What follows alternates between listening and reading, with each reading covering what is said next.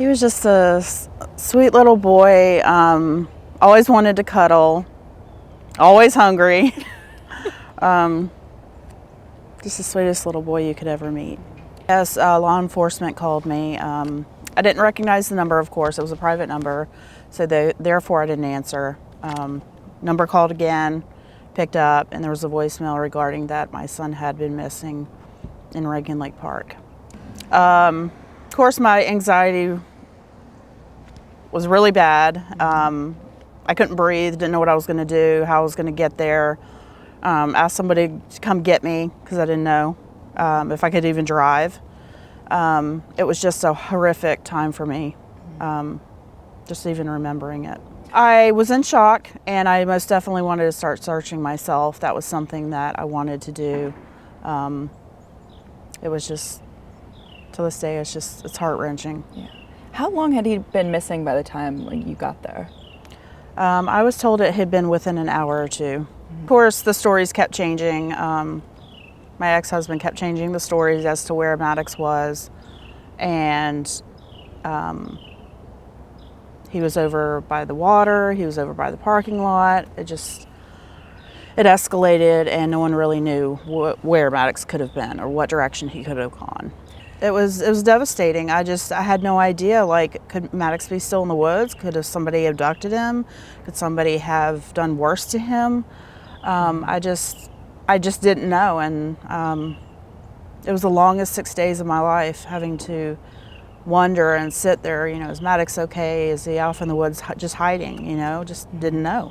I had so many mixed emotions I can't even explain. I was sad, angry, why did this happen to my child? Not questioning God, but just not knowing, where he was or what happened. Yeah. The first to second day, I knew something bad had happened. I knew he wasn't coming back. I felt like maybe somebody had taken him, maybe. Just didn't know. Well, during the search, myself and my ex-husband were not allowed to be in the park. It was just law enforcement and the crews that were there available to look for Maddox. So, being that I couldn't do that, I was on the back roads looking for him and calling his name and hoping that maybe I could find him there. Mm-hmm. So a lot of kids go missing, unfortunately. It's not uncommon. Maddox's story, though, was across the country. What do you think it was about him, and what do you think it was about this story that struck so many people?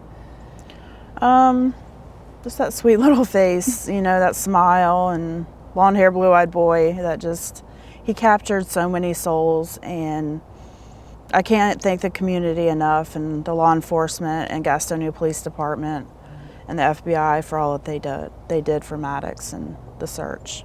You never know what's going to happen. I truly miss my little boy, and I know that one day I'll see him again, and that's what keeps me going every single day. Every day that passes, I know that I'm going to see him. Yeah. Sometimes I question it, I wonder, but I believe in my heart that God is going to expose all secrets, and whatever truly happened to Maddox will come out. So I always feel him in my heart. I know he's always going to be there with me. He may not be there with me physically, but he is there with me.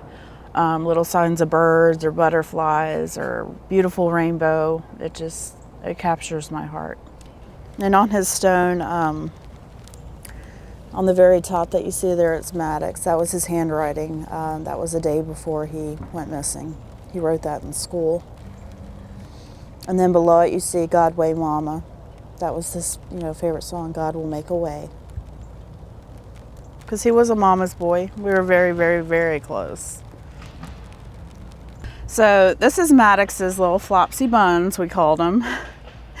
I actually got that for him when he was a year old. He loved this little bunny. He'd always bite on it when he was teething. That was his thing, he'd just bite on it. So still had that little indention, and it's still as flopsy as ever, and I sleep with it every night. So that was his little favorite bunny, other than his teddy bear. I think of him holding it and holding it by the ear and biting on it, and just all the amazing memories.